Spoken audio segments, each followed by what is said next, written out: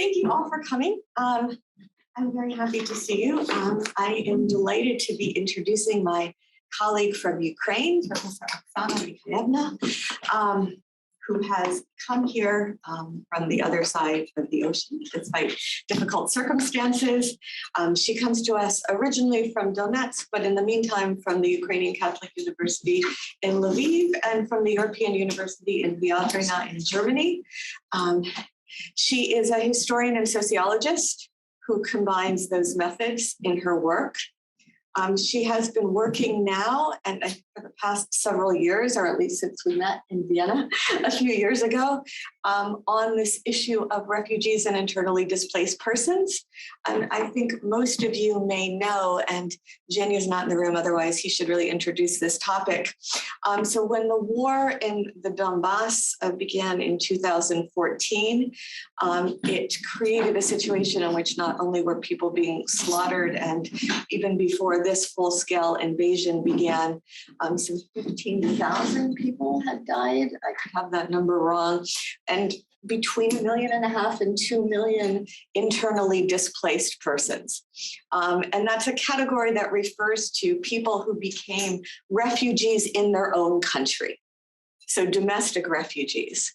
So Ukrainian residents of the Donbass, this post-industrial mining region, the far east of Ukraine, where the war was concentrated, who were forced to flee their homes and go into other parts of Ukraine.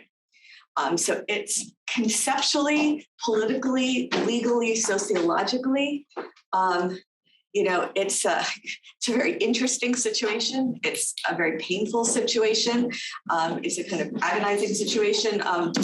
And Oksana has been quite heroic in both being a participant and observer in those events and continuing her research despite the most gruesome circumstances. I will not take up any more of her time. I just wanted to give those of you who don't work on Ukraine in particular that context of internally displaced persons, because I know a lot of you have experience thinking about and working with refugees. And what does it mean when you have refugees who are in their own country, but they are homeless and displaced? What does that mean for their legal status? And what does that mean for their lives? With that, I will turn you over to Professor Mikheieva, and thank you so much for coming. Thank you very much for these introductions. And first of all, I would like to say that I'm grateful for the opportunity to be here. It's a privilege, I understand it's all. It's a privilege to be in this wonderful and safe space at a time when people in Ukraine are living under the full-scale Russian aggression. Today I will talk about the ordinary people under extreme life conditions, and my main focus was internal, and thank you very much for this introduction. I really talk about refugees in their own country. It's a very good formula to describe this situation, but we are talk about internally displaced person in this case, and a little bit I say about external forced migration from Ukraine in this time from war-torn territories in Ukraine. And what is very important for me, and to start with you to talk about this, that in my presentation, I will talk about the experience of forced displacement of residents from the war-torn territories of Ukraine after 2014 and before the start of full-scale aggression against Ukraine on the 24th of February 2022. Why it's so important for me? Because now we have a complete period. It's one stage. It's one stage which have a date of start and date of the end. And we are talking about this period and try to understand what lessons we have from this time. What took place in Ukraine from spring 2014 to 24th of February 2022 can today be classified as a first phase of Russian aggression against Ukraine.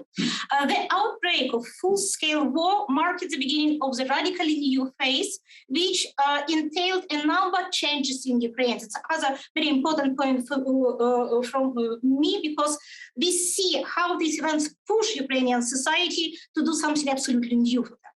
However, this change largely took shape and manifested themselves during this first phase of Russian aggression. What are the main developments and trends I'm referring to? While in 2014, we spoke cautiously about the formation of a political Ukrainian nation, today Ukrainians as a political nation are showing themselves quite clearly. my separate research devoted to study this dynamic of Ukrainian national identity. And I see this process as it's really very complicated processes for many Ukrainians, because on the one hand, we see how people step by step create this modern concept of nation, which are based on citizen, first of all, citizenship. But this understanding of citizenship still very problematic from the point of view of current situation in Ukraine, but it's a separate topic, very interesting topic. And we try to study this phenomenon of citizenship from the point of view of ordinary citizenship, from the hierarchical citizenship, from the emotional citizenship, and all these give us a very interesting information how it's really is now in Ukraine. The country is experiencing rapid Ukrainization, even by air. The Ukrainian language is perceived not only as a language of communication, but also as a way of distancing and protecting oneself from the aggressor. It's absolutely new function of the language in the country. According to the latest results of surveys by the Kyiv International Institute of Sociology, so KMIS, maybe you know this institution, it's a very good sociological institution in Ukraine, despite the horrors of this war, 70% of Ukrainians are hopeful about the future. It's very, absolutely incredible, incredible results. The next important moment, Euromaidan, and first wave of Russian aggression was indeed a very strong catalyst for voluntarism in Ukraine. If before that participation in civil organization for a long period of time was kept on the level of 11–14%, today we see a completely different situation. According to the survey conducted by Sociological Group of Rating, in March 2022, more than 80% of respondents indicated that they helped to defend Ukraine in one form or another. 80%. 39% help people and the army as volunteers. 37% help financially. 18% take part in informational resistance. 12% continue working in the critical infrastructure. And only 19% of these respondents indicated that they did not have the opportunity to participate in volunteer activity. There are slightly more elderly people in this group, but even in this group, there are many people who participate in volunteer activities. It would seem that we now have everything that 30 years of Ukrainian independence have discussed.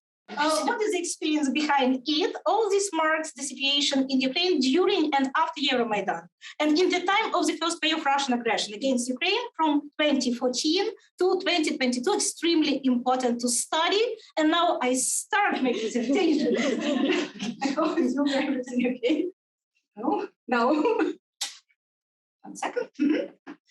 On this slide, you can see titles of and brief information, very brief information about our main service in this time. As you can see, it's really many of research.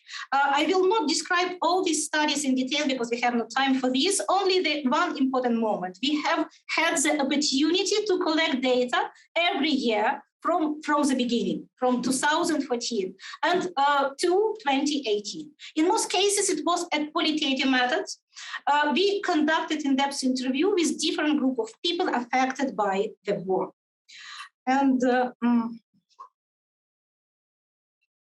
let me start our conversation about displacement by giving a little context. From the 20th of February 2014 to the 21st of February 2022, as I said before, it's dates of the first wave of Russian aggression against Ukraine. Within this wave of Russian aggression, we see two separate cases that differ significantly. First, the soft, also called ruthless, without use weapon, occupation of Crimea peninsula subsequently led to its annexation and incorporation to the Russian Federation as a separate federal district.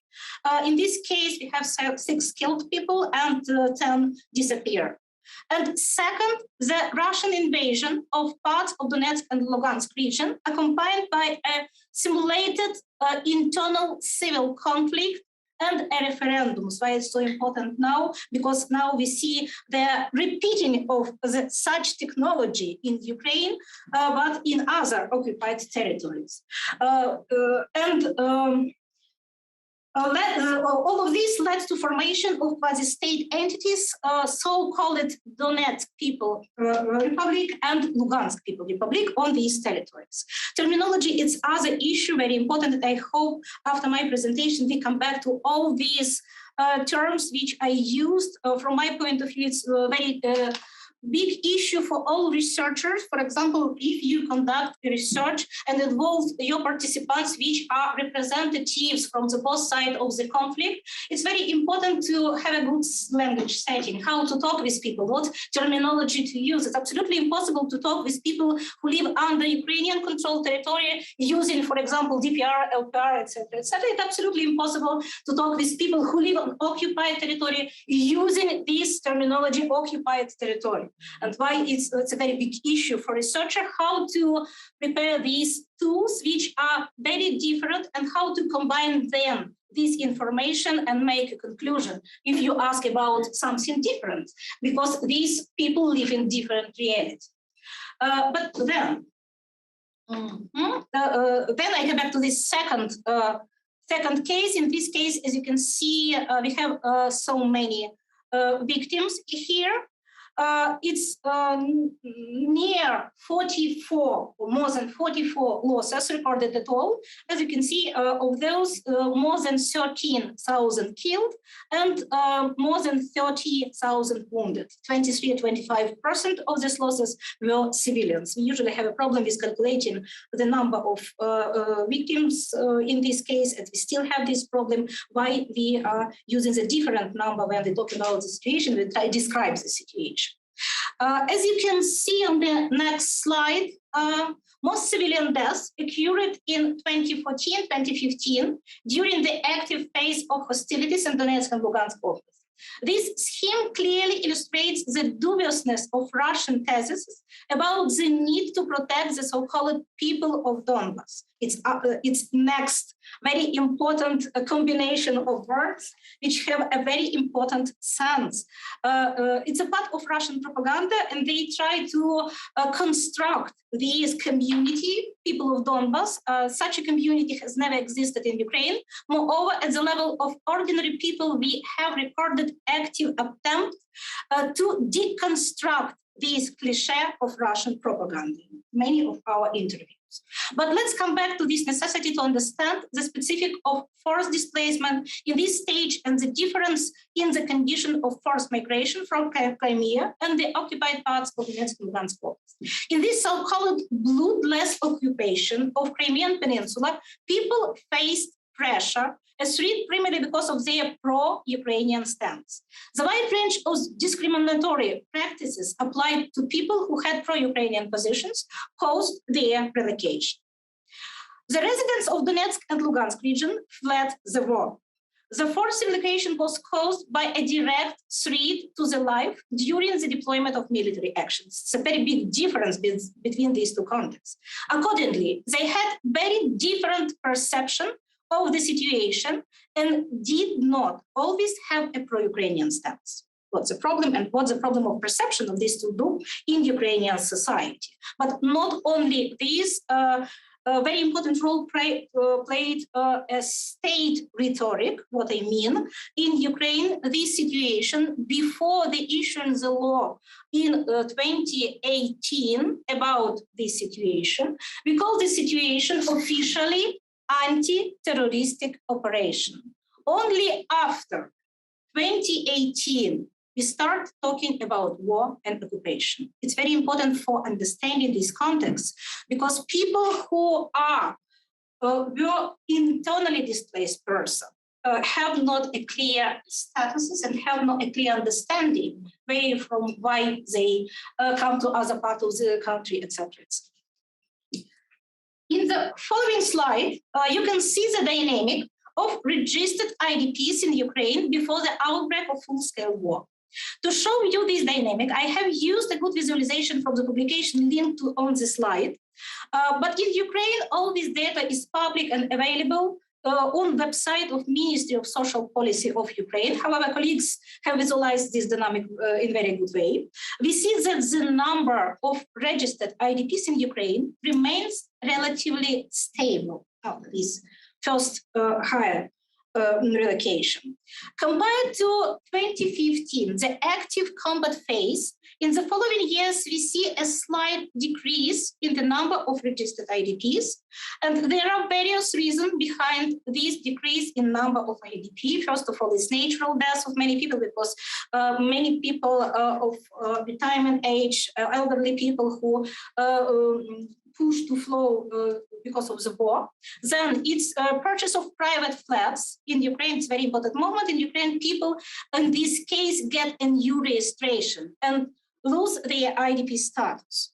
Then its fictitious IDP have been removed from the database after a series of checks, state checks, which removed some part of the IDPs, and some IDPs continued their displacement and left for other countries. And some people have turned to the occupied territories because of financial difficulties in Ukraine, mainly due to problems with renting accommodation and employment. It's a very a crucial combination for many IDPs because for renting the house, you need to have a work. If you have not work, you have not money for renting houses. And this combination was very important for many people when they decide to return to the occupied territory. And there is another important point for understanding the scale of internal displacement. During our first interview, in 2014, 2015, we identified that up to 1/3 IDP are avoiding official registration for various reasons. These practices was more pronounced among young IDPs who describe their motives for avoiding registration as both a reluctance to pass on their problems to the state and a desire to avoid stigmatization. And among the wealthier part of IDPs who were able to quickly purchase housing in the controlled part of Ukraine and change their registration. On this slide, on the map to the left, you can see the location of officially registered IDPs before the full-scale Russian aggression. As you can see, most of the displaced persons tried to settle close to their homes in the occupied territories. Donetsk and Luhansk Oblast were leaders in the number of IDPs. The large number of IDPs in Kyiv was due to Kyiv's attractiveness for IDPs as the capital, where all the key state structure are located. The choice in favor of Kyiv was rationally based on the fact that it put IDPs close to the governmental structures providing assistance. This shortened the distance and accelerated the process of solving many problems. And then you see another line of regions. Here on this map, it's Kharkiv, Dnipro, and Zaporizhia, which are also located in the eastern and southeastern part of Ukraine. In this case, people who had been affected by the war could resettle in territories that remained under the control of the Ukrainian government and as close as possible to where they used to live. The other moment, very important for many of these people, is mostly Russian-speaking regions. On the right-hand side of the slide, you see a visualization of displacement taking place in the face of full-scale Russian aggression in 2022. The situation is radically different. Most of the IDPs have tried to move as far away from the armed conflict zone as possible. You see this difference between these two situations and between these two maps. Another interesting detail becomes apparent if we look at the settlement map of IDPs in terms of their social demographic parameters. In 2015, the United Nations High Commissioners for Refugees published a map showing not only the total number of IDPs by oblast, but also data on the proportion of different groups of forced migrants, such as pensioners, working-age adults, children, and disabled. Here too, we see an interesting pattern among those registered as close as possible to the dividing line. Pensioners are the most numerous. This is another manifestation of the problem of counting the real number of IDPs in Ukraine after starting the first wave of Russian aggression in 2014. A significant number of pensioners registered close to the demarcation line spent most of their time in their homes in the occupied territory due to financial difficulties and the absence of a systematic policy of state support. They came to Ukraine to undergo identification procedure, which remained compulsory and regular every few months for pensioners before the pandemic. The situation changed dramatically with the onset of the COVID-19 pandemic. Well, before the pandemic, there were about 1 million monthly crossing in both directions, very good sources, where it's a good app which show you in the dynamic of this data.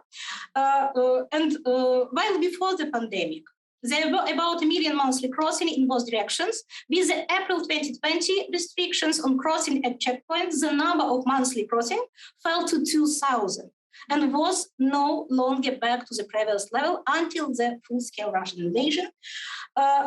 These facts demonstrate the problematic nature of counting the actual number of IDPs, as registration does not always indicate a person's actual presence in the territory controlled by Ukrainian government. And on this slide, you see the main vectors of external forced migration from Ukraine after the start of Russian aggression in 2014. The key problem with external migration was that in most cases, Ukrainians left as labor migrants. The countries of arrival did not grant refugee status in most cases, as a small part of the territory of Ukraine was covered by the war. It was the main argument. And Ukrainians themselves have not sought refugee status because of significant restrictions on employment. And now I want to share some ideas which we found during our interviews, in-depth interviews with people. But before I start talking about some groups of displaced population, I want to come back to this whole picture, which gives us the opportunity what's happened in Ukraine on this stage. In World Migration Report 2020, Ukraine mentioned in the list of top 20 countries, which are largest stock of internally displaced persons by conflict and violence at the end of 2018. With the beginning of Russian aggression in 2014, more than 2 million people have left the uncontrolled territories of Ukraine and were forced to move both to other parts of Ukraine and beyond its borders. According to the Ministry of Social Policy, after 2015 and before the full-scale Russian invasion, the number of registered internally displaced persons was relatively stable at around 1.5 million.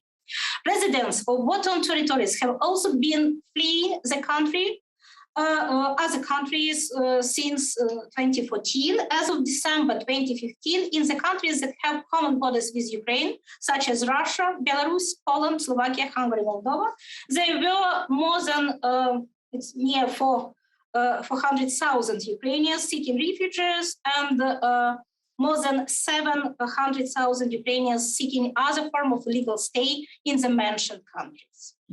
The estimated population of the occupied territories of Donetsk and Luhansk regions is 3.7 million.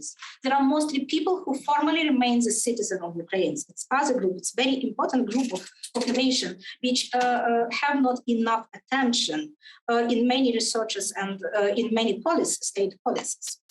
Since 2014, in all our research, we have focused on different groups of people affected by war.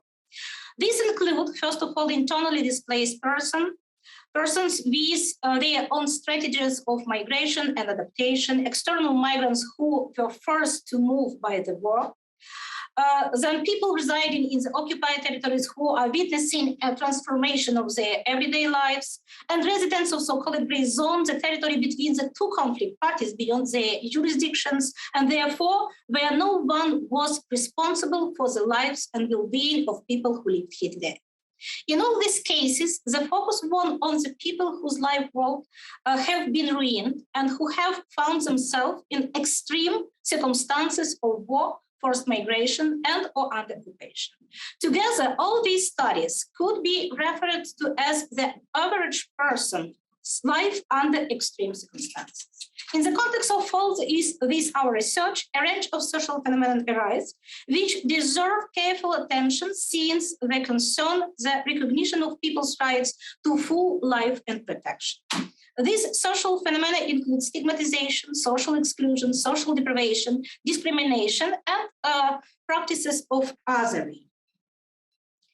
People residing in the territories engulfed by the war in 2014 received no support from the government at the beginning of the military conflict.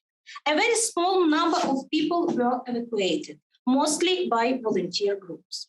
Another important point in the perception of forced displacement was that IDPs in the context of Ukrainian state policy were and are perceived as a homogeneous group.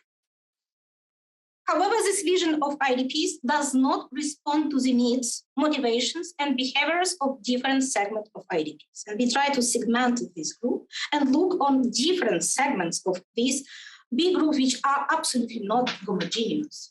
In all reports on the situation of IDPs in Ukraine, the group of people of retirement age, it's one segment, receives an enormous amount of attention, absolutely right. The payment of pensions has been and remains problematic. In the solidarity model that exists in Ukraine for today, pensions should be linked to citizenship, not to local budget and social assistance. But the problem was that pensions in 2014 were tied to local budget. It's a very big problem in receiving the pension in this situation. And because in the first wave of displacement caused by Russian aggression in 2014, people of retirement age faced the need to register in Ukrainian government-controlled territory and undergo accumulating identification procedures every few months. This has, on the one hand, inflated the real number of IDPs, forcing people to fictitiously register for receiving pensions. And on the other hand, it has created a situation in which people of retirement age had to be identified in Ощадbank in Ukraine every several months, had to stand in queues and risk their lives, undergoing humiliating and meaningless identification procedures in Ukrainian banks and state institutions. I want to show you some photos that I took during one of my studies, during my study trip.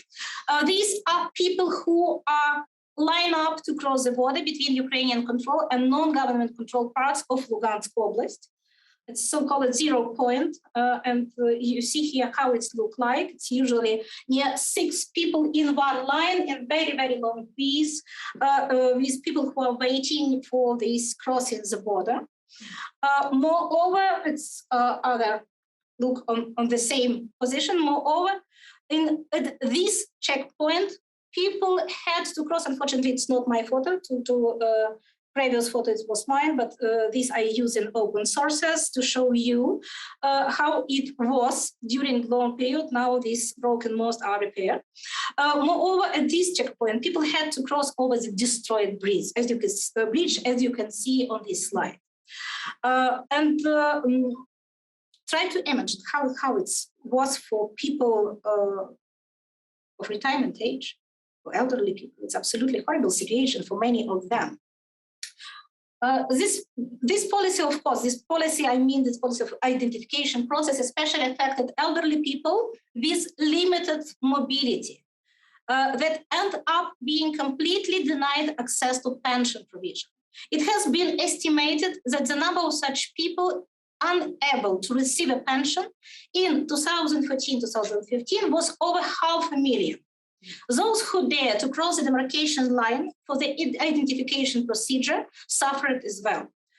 Research participants estimate that crossing the border line could take anywhere from several hours to several days.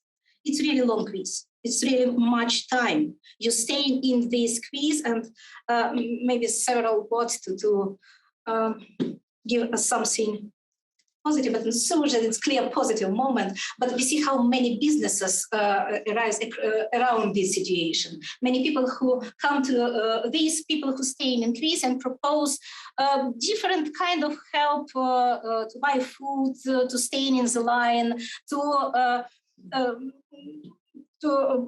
sell a place in the quiz, etc., etc. So many businesses, very, very interesting businesses, how it's organized here. But elderly people who died while passing through the demarcation line contribute to the statistic of civilian victims. The exact number is unknown, as there is no systematic calculation of people who died in Greece on both sides of the demarcation line. In a pandemic, the checkpoints were closed and remained partially closed until the outbreak of the full-scale war. In this time, the only one option was to enter through the territory of Russian Federation. But in this case, people must pay a fine for illegally crossing the border. In 2020, the Ukrainian government softened this measure and no fines were imposed.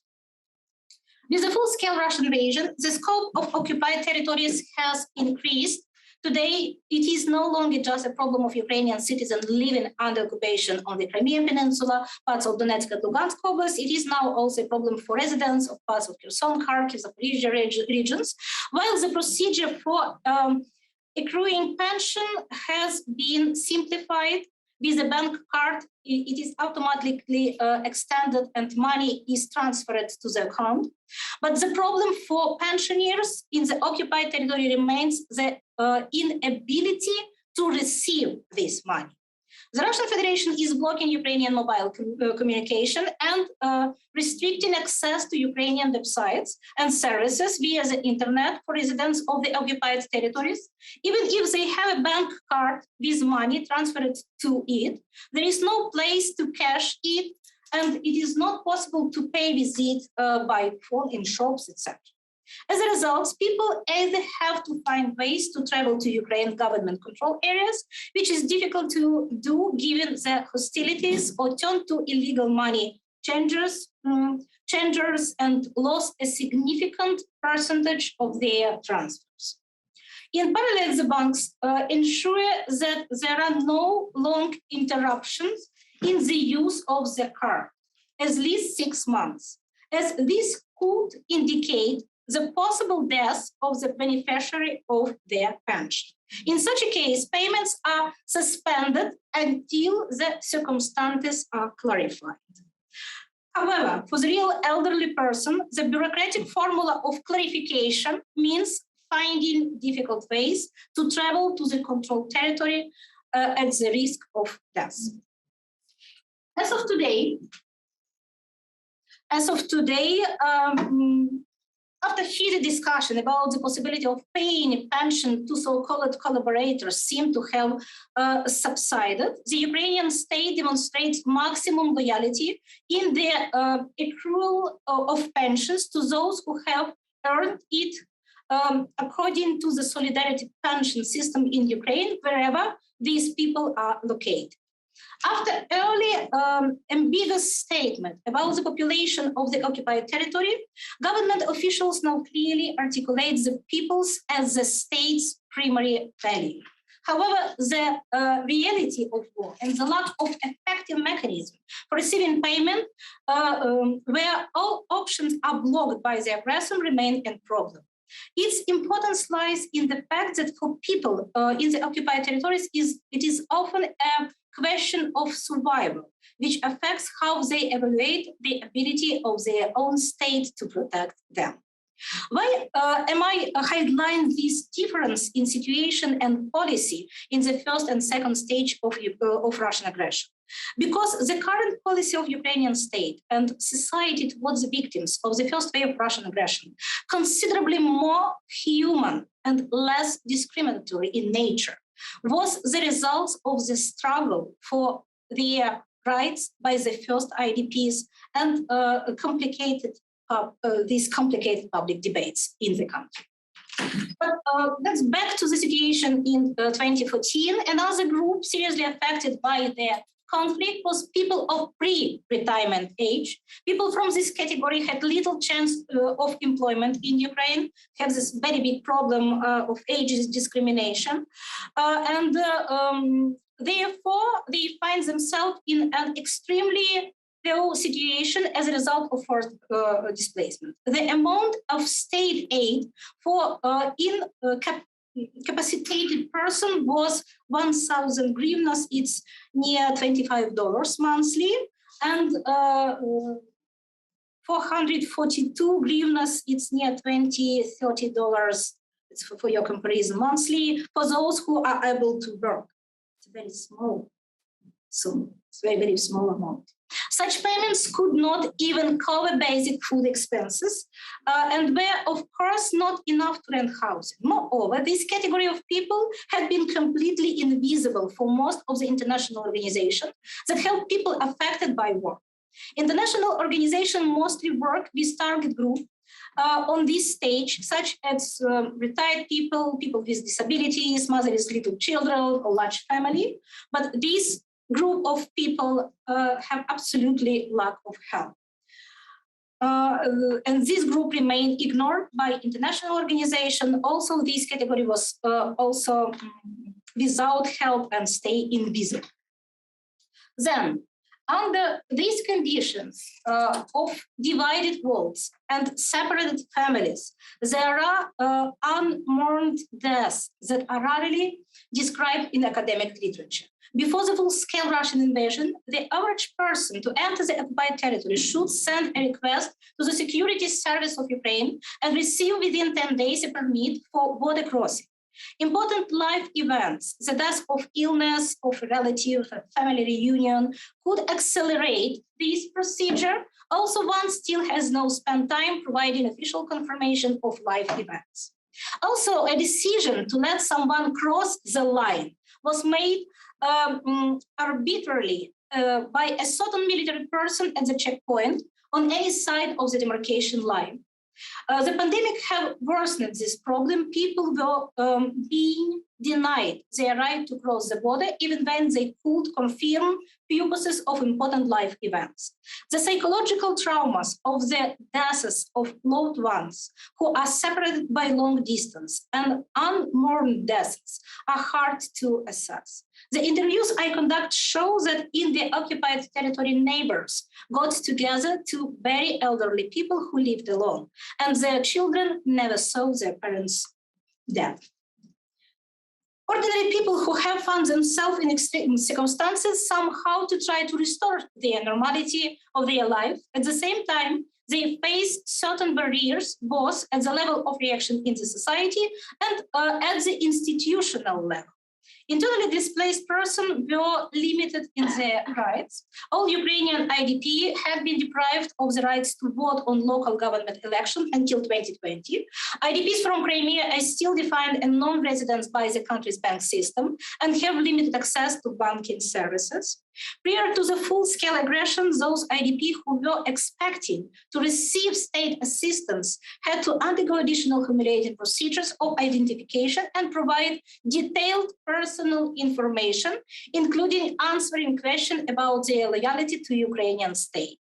I signed such document. I very well remember how it was, which ultimately creates a feeling of their inferior citizenship.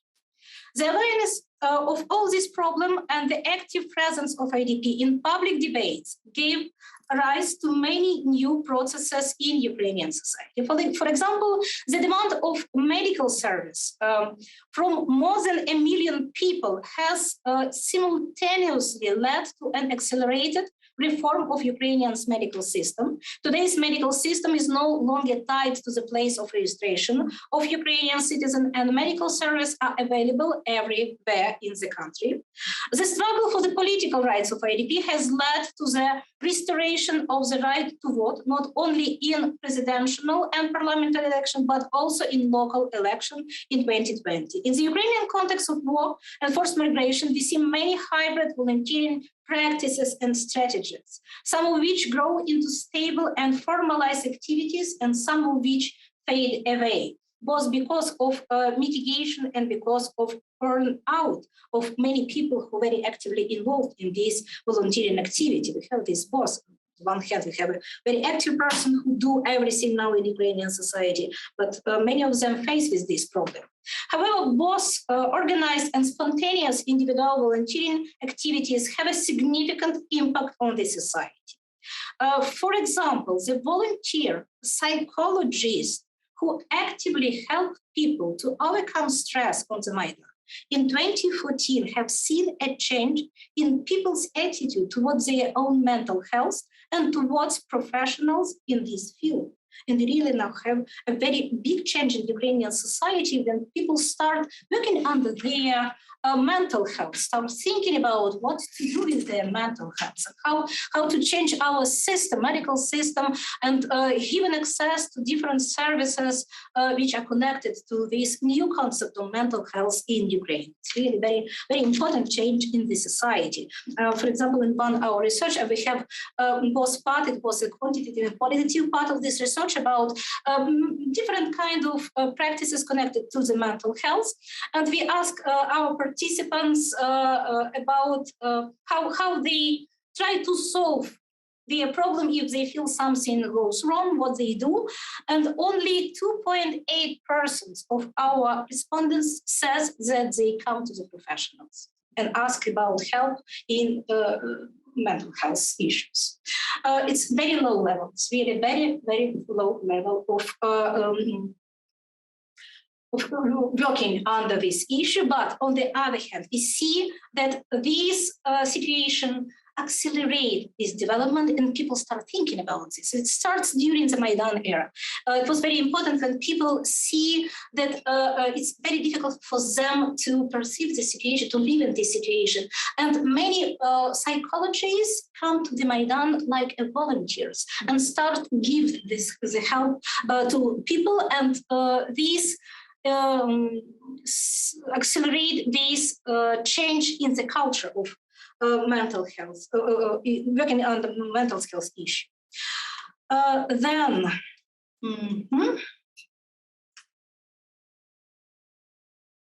Let me say several words about this. So we have a time, yes, for this. Say several words about volunteering practices because I think it's a very important change in Ukrainian society, and it's led us to present situation. Euromaidan was a pivotal moment that strengthened solidarity among Ukrainians, while some third sectors groups demonstrated a transfer of social and human capital to the situation of mass displacement. I talk about volunteering first of all in this field of helping displaced persons. Many organizations active today in providing help to IDPs were created at the very beginning of the conflict based on spontaneous help. And many IDPs were involved in these processes. Many IDPs create these volunteering groups which are help to IDPs in this situation. For instance, the NGO Donbas SOS was founded in 2014 as a hotline used for quick coordination of help to the injured people. Today, the organization unites 5 coordinators and around 40 volunteers of the hotline. Also, there is a network of regional volunteers in Donetsk, Luhansk, and 15 more regions of Ukraine. The other organization station of Kharkiv got its name because of the specificity of its work. It was at the railway station where the volunteers were meeting people who ran away from Donetsk and Luhansk region affected by war and were helping with clothes, food, searching for accommodation and providing legal consultation for people forced to rapidly leave their homes for their indefinite time could help. Just in the period from June till December 2014, Station Kharkiv managed to find the places for residence for 30,000 of the displaced people. A survey of representatives of 138 NGOs, we mainly survey in collaboration with my colleague from Birmingham University, Irina Kuznetsova, and the previous research about mental health. It's the same situation. They have a common project with Birmingham University and Ukrainian Catholic University.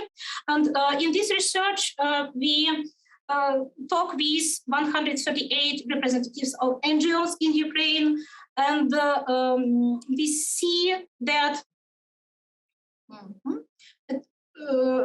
they talk that many people who ask about help receive the following services. As you can see here, it's consultation regarding employment, 81% psychological support. As you see, there's a very big number of people who receive this, but usually IDPs not ask about this help first. You need to propose these services if you want to involve people in such communication. Then arrangement of the free time, 67% assistance in the renewal of payment of allowance of pensioners, and help with finding the place of residence. In most cases, NGOs and volunteers were first to deal with the multi-site case management. As a rule, people who addressed for help had a burden of the whole set of problems that couldn't be solved separately. For instance, the lost documents caused the restrictions in the siege of accommodation and employment, and the non-payment of pensions for many months, especially in the situation of the single elderly people, causes the impossibility to pay for that value. It is important to note that the increase in mutual assistance is observed not only in the southeast Ukraine, near the area of military actions, but also in the other regions.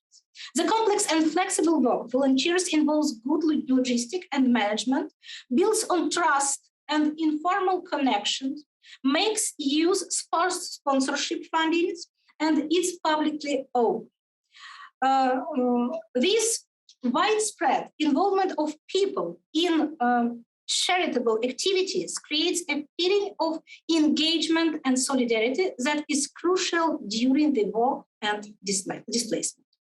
The need to cooperate with business structure in one way or another forms a complex interaction between them and flexible volunteer structure, which often creates profitable partnership.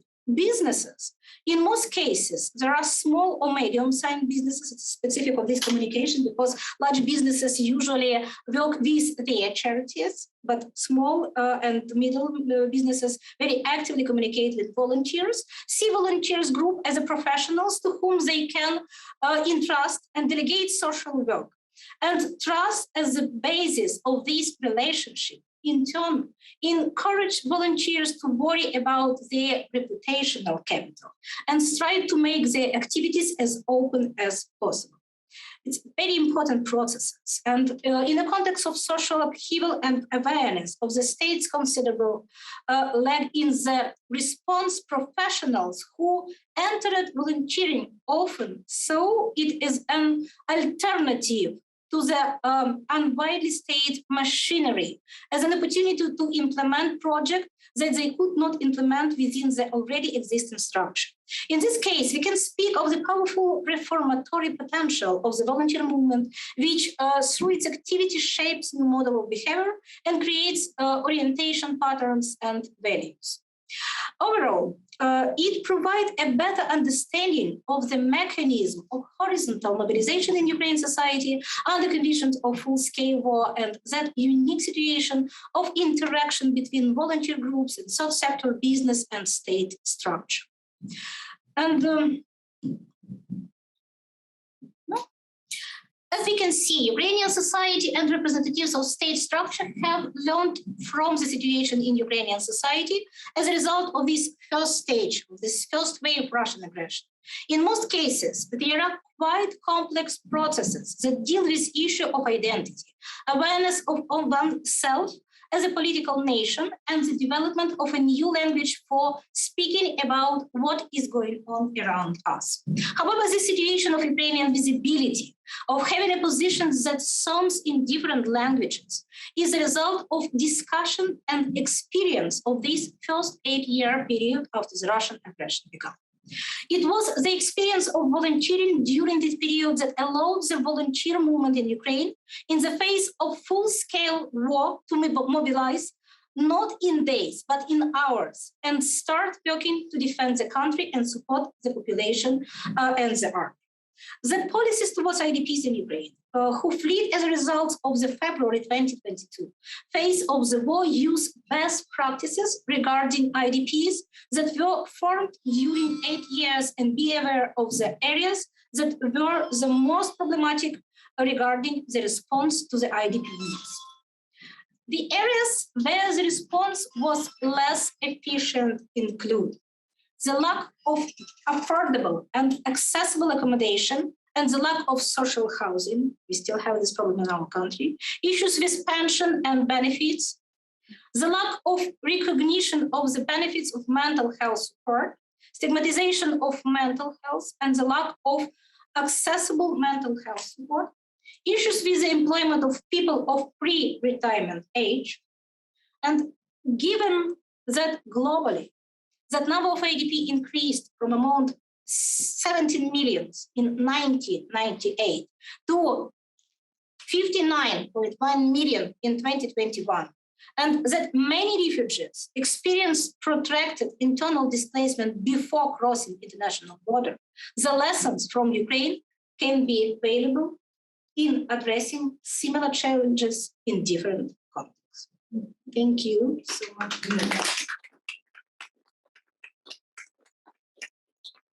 Hi, my name is Elena. I teach foreign policy at University of New Haven. Thank you so much for being here and for all your work. I know it took a lot of risk on your part. I was wondering if you knew what proportion of IDPs have acquired multiple identifications like Russian passports or DNR, LNR passports. Because right now, there's a movement to terminate Ukrainian citizenship of individuals that are found to have multiple identities or multiple credentials. That way, in particular, the case with Bogdan Lviv that was just recently disclosed. So there's a move in Ukraine to quickly kind of terminate. It's all constitutional. There's a process for that.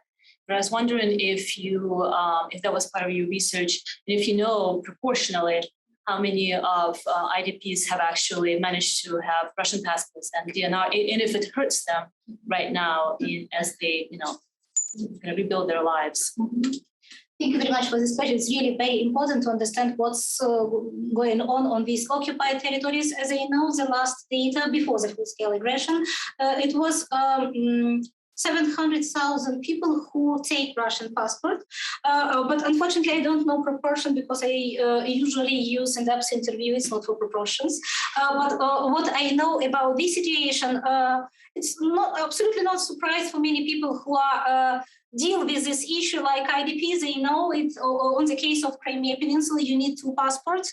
You need two passports because without these two passports, you have not any opportunity to go across the border. And the same situation on occupied territory. And what is a little bit problematic for the future, from my point of view, the people on this territory have an opportunity to have 5 or 6 passports. How it's work in Ukrainian context. First of all, it's your national Ukrainian passport. Then we officially have a right to have 2 international passports. It's 3 passports, and it's a passport of citizen of Russian Federation, the international Russian passport, and of course passport of citizen of DPR and LPR. It's 5 or 6 passports for one person. I think it's a little bit more. Dual citizenship is not allowed in Ukraine, though. Yeah. Dual citizenship is not allowed in Ukraine. You have to renounce one of your citizenships. Yes, of course, but we are talking about the real practices, not about constitution and about law. It's real practices, and they all have the 6 passports, and they use in different contexts. They use different passports. Why I think it's a very important knowledge about this specific, because it's a task for the future, how to work with these people who have this different type of passport. But in this case, we talk about absolutely rational acts of these people. But if you ask about identity, it's more complicated. And with my pleasure, after my presentation, I will share my text. We write with Oksana common text about dynamic of Ukrainian identities. And it's a very long conversation because we have a different combination. And we write only about national identity, not about the whole hierarchy of identities, only about ethnic and national identity. That we have here so many problems. When people, for example, ask about their nationality in Ukraine, they usually don't know what they mean. They talk about citizenship or they talk about ethnicity. because we received this problem from the Soviet states when it was prescription statuses, and in this case, when someone from Ukraine says, "I'm Ukrainians," you are not, you don't know what the person means. It's about ethnicity, or it's about citizenship. We write about everything in details, and I will be happy to share this. It's really very interesting to look on this dynamic, because if we use quantitative data, it's look very optimistic that we have so many people who are Ukrainians. But when we start talking about their real identity, how they construct their identity, it's absolutely other picture. We found a very, very good way how to ask people about this. First of all, we ask them, are you thinking about you in the ethnic or national coordinates? And many says yes, many people says yes. Only a small group says no, I don't want to talk about me like representatives of some ethnic group. But these groups are very interesting too, because it's a group which are maybe not agree with official discourses, but they live in situation of self-limitation, self-censorship, and why they avoid this answer about their ethnicity. It's very interesting too, this small group, but very interesting. And other group, when we talk on the numbers, it looks very optimistic, but how we ask? We ask, first of all, are you identify yourself like ethnic or citizen, etc.? And after that, when person uses something, if I ask you, who are you by nationality, and person says, oh, I'm Ukrainian, Belarusian, or Russian, etc. And after that, we ask, what does it mean for you? And starting from this point, persons start create this very interesting construct of their national identity. And after that, we try to systematize all these version of national identities. It's really very interesting, but when you read everything you understand that it's not so easy like it's look like when we ask only about nationality. Thank you.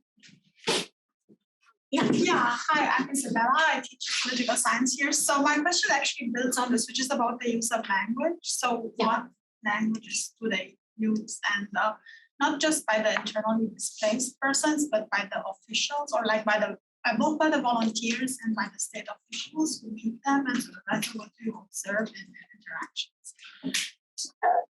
Could I clarify? You ask me about language in the country or about language for research? No, language when they talk to each other, when they interact. Yeah, in Ukraine. Yeah. As I said, we really now perceive a very rapid Ukrainization in the country, and it's really a way how to separate, how to identify not others but us in this case. But why it's so important? For example, I come back to this idea that I work not with numbers, but I work with senses when I talk with people. And it was very interesting for me when I talked with one of my interlocutor about this issue, how he perceives the Russian-speaking people now in the context of full-scale aggression. And he says me that it's very important for him that person start from something, from small sentences in Ukrainian language, because he needs these for these identification processes. And after that, I know that these persons are ours. It's not others. And after that, many people start talking Russian language, but now many of them try to turn the language on Ukrainian. But it usually takes time. It usually takes time. It's not possible to start talking in other languages, but all Ukrainians are bilingual. We have not in Ukraine people who know only one language. All Ukrainians bilingual. It's a question of practices. Some part of Ukraine have practices to use Russian in everyday life. Some other part of Ukrainians very actively use Ukrainian in everyday life. But in our interview, we see a very interesting moment which show how this process started after 2014. For example, I have an interview with a person who are voluntarily joined to military formation on the territory of Donetsk and Luhansk Oblast. And when I ask him about the language usage, he says, it's very important how he formulated it. unfortunately Russian. This unfortunately Russian shows you the perception of the situation and wishes to use the language. And in 2018, I conducted research in 4 oblasts of Ukraine. It's Donetsk and Luhansk oblast, and Zaporizhzhia and Kherson oblast. Now you see it's a battlefield in Ukraine. And of course, we ask about identity and we ask about language usage. And what I found during this research, unfortunately, it's not possible to quickly find this scheme, but if I'm not mistaken, when I ask about these people who live in Donetsk and Luhansk Oblast, more than it's near 40% of them says that their native language is Ukrainian. But when I ask what language you use on the work, what language you use in everyday communication, it's usually much more Russian language. But here we see a desire to be Ukrainian speakers. We come back to this formula, unfortunately, Russian, yeah, it's the same. What about the children? Sorry, what about the children? Are they taught in bilingual from an early age? The curriculum is bilingual? Especially children, especially young person, because during 30 years in Ukraine, we have this soft Ukrainization. And for example, before 2014, in my native city in Donetsk, I read the lecture only in Ukrainian language, and all our curriculum was in Ukrainian. And it was a state policy, and my young generation who study in Ukrainian school and then study Ukrainian university have a good practices to use Ukrainian languages. And for many young people in Ukraine, it's not a problem to switch from the Ukrainian to Russian, but not now, because unfortunately Russian here, because it's a political reaction now. Many Ukrainians know Russian very well, but now they stop use language if they could to change the language in any situation. And can I just follow up? So there's no coercion on the part of the Ukrainian state. So those that you observe, right, the ones who are distributing the policy benefits. Was there a pressure to use Ukrainian versus? No, I think it's a part of maybe these propagandistic discourses. It's not a pressure. It's a process when you need to integrate this normal communication in the state. I think it's a conversation about the right of people to talk in their native language, and for many Ukrainians, Ukrainian is native language. But during a long time, we live in Russian-speaking environment. And I think now in my country, we have this very important discussion between these 2 different speaking groups in Ukraine, how to have this compromise, and according to the understanding of the right of the people in the country. And I think the war push everybody in Ukraine to start use the Ukrainian in everyday life. Maybe I'll just ask one question then, if I take advantage of my position, since we have a couple more minutes. So you had also talked with pro-Russian people in the Donbass years ago and with the rebels. What did you learn? What did you understand about their position from having spoken with them? This is the point of view that's so hard for us to get. I mean, even now, I was pleading with my friend Paweł Pionczek, who is a young Polish journalist who covered the war in the Donbass, and now he's covering it again. He's very good at talking to people. He's like this young Polish guy. And I said, Paweł, can't you get interviews with Russian soldiers? If they're going to talk to anyone, if anyone, and he's like, now even I can't do it. I just can't talk to them. But what did you learn about how people were thinking? Thank you very much for this question. It's a very complicated question for me. I study a lot, but I have not answered this question. Really, I have not. clear and simple answer to this question. We work with motivation, for example, people who voluntarily join this military formation from the side of DPR and LPR. And it was horrible research for me because I needed to talk with people who are my enemy. And then I try to analyze their motivation and try to understand what's their motivation, why they join this military formation from other side. But I think it's really very, very important to understand that here it's not possible to have a simple answer to this question, and many of them have a long life strategy. Many of them was unsuccessful during this life, and these forms their maybe negative perception of Ukrainian statehood, which resulted then in their choice. Then I work with these flows of information and how people perceive the information. It's all historians know how it's works. It's a very simple for understanding of this. For example, during this initial stage in 2014 and 2015, all people who live on the territory of DPR and LPR have a free access to internet.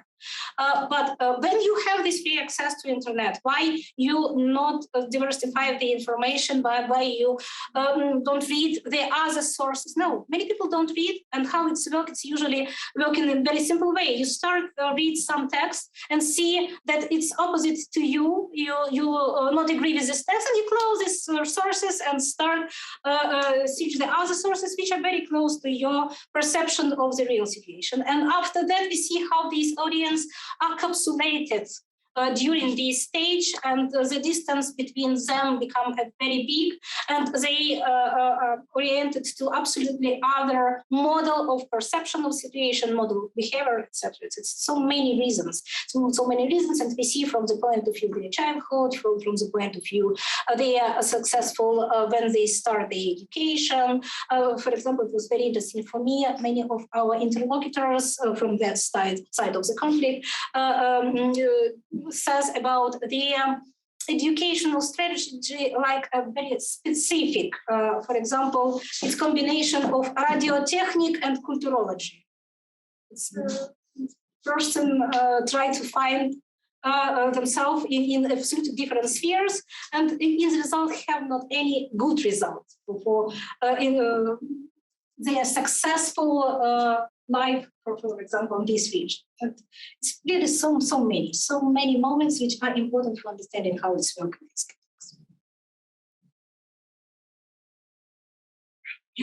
Hi, I'm Amy. I'm a visiting researcher from the Refugee Study Centre in Oxford in the UK. I wanted to ask, because you were talking a bit about younger people who were choosing not to take IDP status. I think you said because of some stigma or not wanting to be reliant on the state. I wondered if you could explain a bit more about why they felt that status was something stigmatized, and also about what they do instead, like how they would identify instead, or what kind of, how they would go about like making a living for themselves. Thank you very much. It was one of the segment of IDPs which are very interesting for understanding why they choose such strategies when they relocated. Many young people, and I think it's a main difference between young and old generation. Mainly young people have an experience how to rent the housing before their forced relocation, and they not be afraid of the future. In this case, they come from Donetsk and Luhansk region to Kyiv and start their new career. But why I talk about this strategy, how to avoid the stigmatization? Because in the beginning of the conflict, many people in Ukraine don't understand clearly what's happened, and I talk about this, that this situation on the state level called like ATO, anti-terroristic operation, and it's created a very specific situation in society when IDPs perceived like collaborators, like people who are invite Russian soldiers to Ukrainian land, etc., and why young people have this opportunity and try to avoid to receive these IDP statuses because of this ambiguous perception in the society.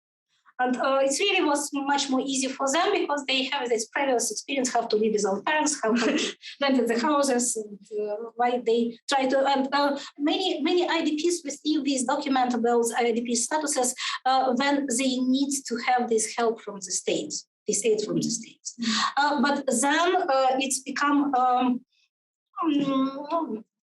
it's the next stage. All of us need to have this document that we have a status of IDPs because of other reasons. For example, when I try to do something in official way, my passport, it's not enough for solving many problems. I need to have this additional document about my IDP status. But now it's totally changed. Now our state talk about this canceling of IDP status at all.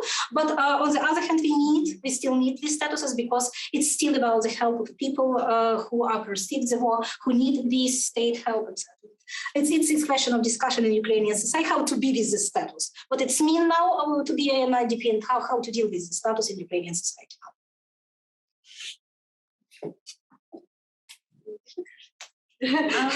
Hi, my name is Caroline. I'm a second year master's student in the European and Russian Studies program. I have a question about the perception of Ukrainians abroad.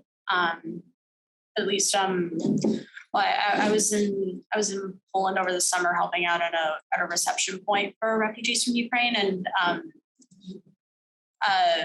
had been in Kyiv before, and you saw just like anecdotally on the metro, in the Kyiv metro, you'd see all these signs about like advertising work in Poland, and someone told me before I came to Poland that as a rule, at least before the war, a lot of Uber drivers in Poland were Ukrainian men, and that then when the full-scale aggression began and then people left, that was it created like a shift in sort of like demographically in Poland, who was working, who's not.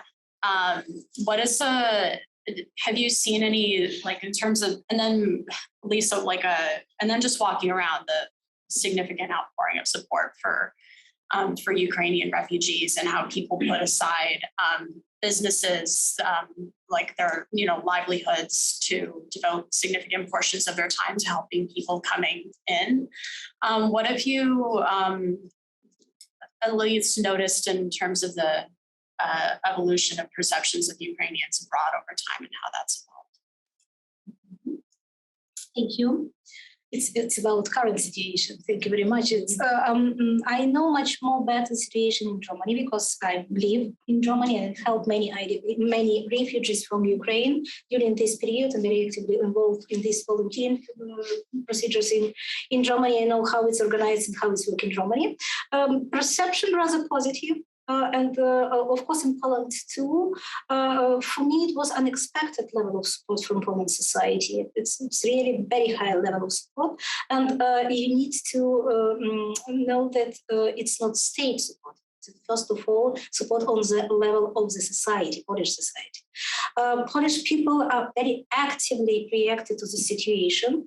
It's my personal situation. In the day when full-scale war started, I was in Lviv with my youngest son, and I went by feet across the border from Shiginic, Lviv Oblast, to Poland. It was the first night after the starting of full-scale war, and people from Poland waiting for us on the Polish side of the border. It's first night.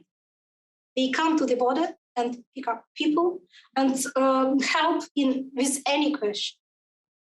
I think it's a very high level of support. It's really very high. It still exists in Polish society. They actively involved. Of course, we still could face with some negative perception which we inherited from the previous period, but it's something very human. We usually have different people who reacted in different ways. But if you look on this situation at all, I think we have unprecedented level of help and support in Europe.